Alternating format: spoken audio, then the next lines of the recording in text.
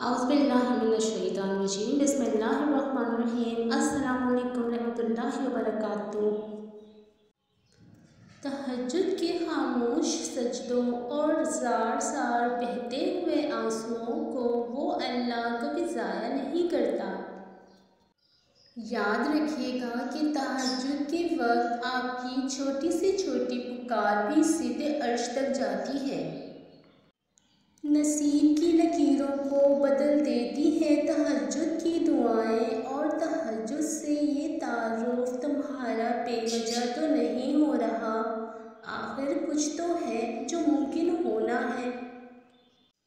تہجد کی نماز اللہ نے بنائی ہی قبولیت کے لیے ہے۔ اگر تمہیں کوئی دعا تہجد تک لے گئی ہے تو جان لو تمہاری دعاؤں کی قبولیت ہو چکی ہے۔ اللہ کے معاملے میں اتنا مت سوچا کرو، بس آنکھیں بند کر کے یقین کر لیا کرو، کیونکہ یہ معجزوں کا راستہ ہے۔ تہجد کے لیے تم خود نہیں جایا کرتے، بلکہ تمہیں چن لیا جاتا ہے، اور جس کو اللہ چن لیتا ہے وہ اللہ کا بہت لاڈلا بندہ ہوتا ہے۔